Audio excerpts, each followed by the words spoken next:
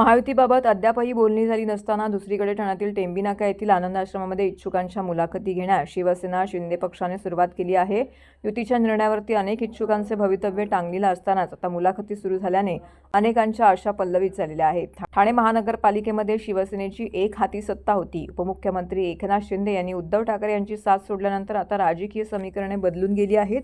राज्यात शिंदेंची शिवसेना भाजपात युती करत सरकार स्थापन केलंय, त्यामुळे महापालिकेने युती व्हावी अशी उपमुख्यमंत्री एकनाथ शिंदे आणि भाजपच्या काही पदाधिकाऱ्यांचं महापालिकेतही युती व्हावी अशी उपमुख्यमंत्री एकनाथ शिंदे आणि भाजप काही पदाधिकाऱ्यांची मागणी आहे। असं असलं तरी मागील काही वर्षांमध्ये भाजप किंवा शिंदे गटातील महापालिका निवडणूक लढण्यास इच्छुक असलेल्या अनेक पदाधिकाऱ्यांनी माजी नगरसेवकांनी प्रभाग बांधणीला सुरुवात केली होती।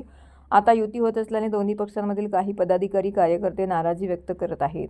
दुसरीकडे दोन्ही पक्षातील वरिष्ठ नेत्यांमध्ये अद्यापही जागा वाटपाच्या विषयी देखील